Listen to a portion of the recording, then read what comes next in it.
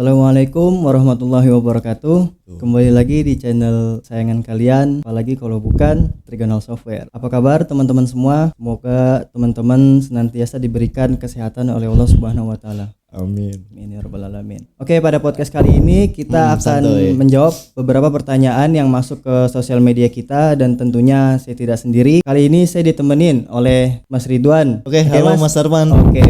Oh iya, mungkin buat teman-teman para penonton setia channel Trigonal Software baru pertama kali lihat saya nongol di sini ya. Jadi perkenalkan, nama saya Arfan. Dan di sini saya sebagai host pada konten kali ini. Jadi ada pertanyaan nih Mas Ridwan. Ya, gimana? Dari Anzurai Panggabean. Katanya, apa bisa Android jadi server? Oke, kalau Android jadi server itu dia jelas tidak bisa ya. Kalau untuk program IPOS itu kita dia harus operating sistemnya itu dia pakai Windows gitu. Jadi kalau misalkan pakai Android ya sudah pasti tidak bisa. Android itu hanya untuk klien aja gitu. Jadi dihubungkan ke servernya itu menggunakan OS Windows gitu ya. Oh gitu. Jadi harus pakai Windows ya Mas ya? Betul, dia harus pakai Windows. Oke, lanjut aja ke pertanyaan kedua ya. Ada lagi nih dari Halim Perdana Kusuma. Assalamualaikum, mau tanya, untuk perkiraan saldo itu wajib diisi ya? Kalaupun nggak diisi, apakah ada kendala atau tidak? Oke, mengenai saldo awal perkiraan ya Mas. Nah, kalau saldo awal perkiraan itu sebenarnya tergantung si user itu juga gitu. Kalau pertama kali dia pakai program tapi tokonya sudah berjalan, itu lebih baik diisi di awal bersamaan dengan input saldo awal item, saldo awal hutang dan piutang. Nah, itu harus diinput di awal. Nah, nanti kalau misalkan si user mau input dari jurnal manual pun itu nggak masalah. Pas dia baru pertama kali baru buka toko dan langsung menggunakan program, dia masukkan untuk akun kas banknya nilainya berapa dan masukkan di modal, itu bisa gitu. Jadi ya tergantung user sih, tapi sebenarnya ya harus wajib antara aktiva dan kewajiban itu pasti harus balance gitu supaya laporan neraca ke depannya itu sesuai gitu. Jadi tergantung dari awal dari usahanya itu ya Mas ya? Iya, tergantung user ya. Oh, tergantung gitu. usernya. Okay. Betul, dia maunya seperti apa gitu ya. Tapi ya memang wajib untuk isi aktiva dan kewajibannya gitu. Ada lagi yang ketiga dari Denny Vincentius. Sayang banget fitur VPS kurang efektif kalau internet ngalami gangguan mendadak. Bisa-bisa transaksi semua cabang toko bakal terhenti. Coba saja ada fitur yang bisa sinkronisasi data. Jadi setiap ada gangguan jaringan internet, transaksi tetap bisa dilakukan meskipun tanpa internet. Gimana tanggapannya Mas? Oke Mas Arfan, nah kalau misalkan kita bicara soal VPS sama VPN nih ya. Nah itu kan VPS sama VPN itu kan menggunakan IP public untuk aksesnya berarti secara online. Nah pastinya kalau untuk jaringan itu berpengaruh sekali ya untuk akses dan operasional si klien.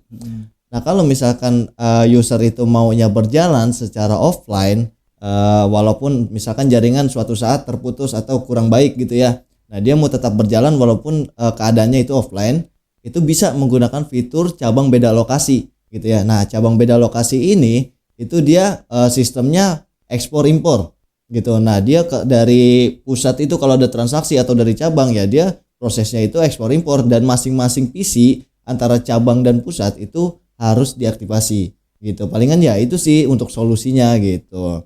Oh gitu ya. Kalau misalnya nanti ada internetnya yang kurang bagus gitu, bisa pakai fitur cabang beda lokasi ya? Iya betul, jadi sistemnya ya offline, jadi dia ekspor impor gitu. Oh, gitu. Oke, lanjut ke pertanyaan selanjutnya. Yang keempat dari Abi Usil. Satu serial dapat dikoneksikan melalui local network dengan 5 klien apa? Yang kelima klien itu tidak pakai serial atau berupa trial. Oke, kalau misalkan satu serial itu kan dari IPOS 5 ya, berarti ya satu serial itu bisa 5 device. Nah 5 device itu satu server 4 klien. Nah yang 4 klien ini yang sebagai klien itu nggak perlu diaktifasi lagi gitu. Nah nanti kalau misalkan kliennya sudah dihubungkan ke server, otomatis pasti teraktivasi gitu. Oh gitu. Jadi yang harus diaktifasi hanya servernya saja ya Mas ya? Betul, hanya servernya aja. Nanti yang klien itu yang ikut servernya gitu. Maksimal kan 5 device tuh, satu server 4 klien. Nah itu bisa kita request itu menjadi 6 device atau 7 device atau lebih. Nah itu nanti kalau misalkan ada yang mau tambah device gitu ya, maksimumnya itu bisa hubungin ke bagian sales kita aja. gitu. Nanti nomornya ada ya di bawah. Ya, ada Gitu. di bawah di kolom deskripsi. Oke. Oke, lanjut ke pertanyaan kelima dari Koko Fabrizio. Apakah kas laci mempengaruhi modal awal buku besar? Contoh kasus, toko buka pertama kali dengan modal 1.000, lalu melakukan penjualan pertama dengan buka kas laci 100, di mana diambilkan dari modal 1.000.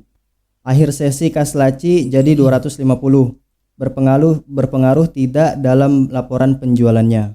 Oke, kalau mengenai kas laci ya, mode kas laci itu sebenarnya dia hanya untuk catatan kas kasir aja Mas, gitu. Nah kalau misalkan ada penjualan itu nanti otomatis kas lacinya itu bertambah, gitu. Ketika ada pengeluaran itu bisa dicatat dari kas laci itu. Jadi nanti untuk laporan si kasir atau mode kas lacinya itu akan berkurang untuk uang kas lacinya, gitu. Tapi tidak berpengaruh ke kas kecil yang ada di buku besar atau akun kasnya ya, karena itu harus dikeluarkan sendiri, nantinya harus dikeluarkan manual dari kas keluar gitu. Nah itu pun kalau misalkan laporan penjualannya ya nggak akan berpengaruh, dia tetap sesuai dengan laporan pada saat dia melakukan transaksi penjualannya gitu. Jadi nggak mengurangi gitu. Jadi begitu ya Mas Ridwan ya.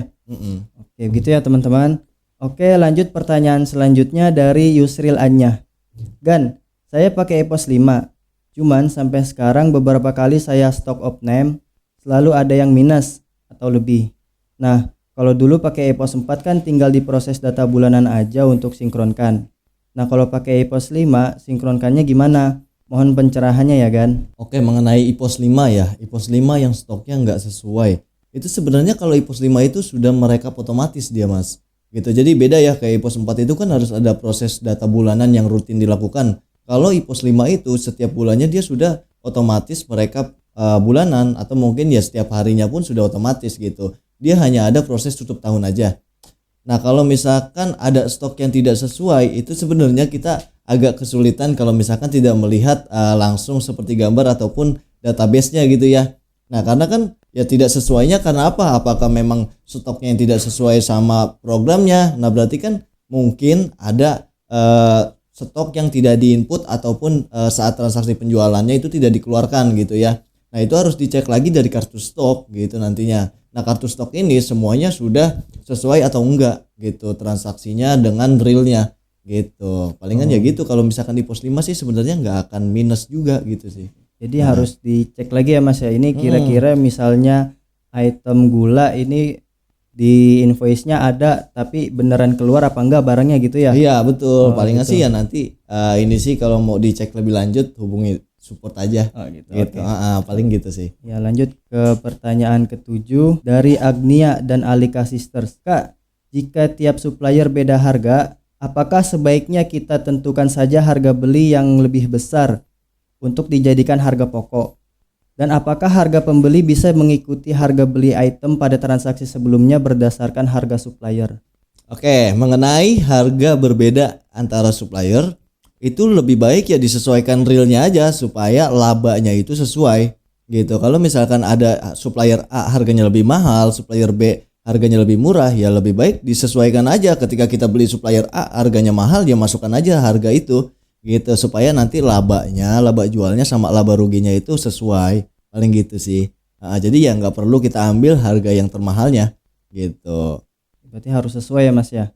Gitu ya. Oke, lanjut ke pertanyaan ke-8 dari Ahmad Naki. Bang, izin bertanya, cara mengaturnya gimana Bang? Karena akun saya kok nggak bisa pilih tanggal transaksi. Oke, jadi begini, kalau misalkan kunci transaksi atau nomor transaksi atau kunci tanggal transaksi itu ada hak aksesnya gitu. Itu ada di pengaturan, terus masuk ke daftar user, terus lalu di kelompok akses user gitu ya.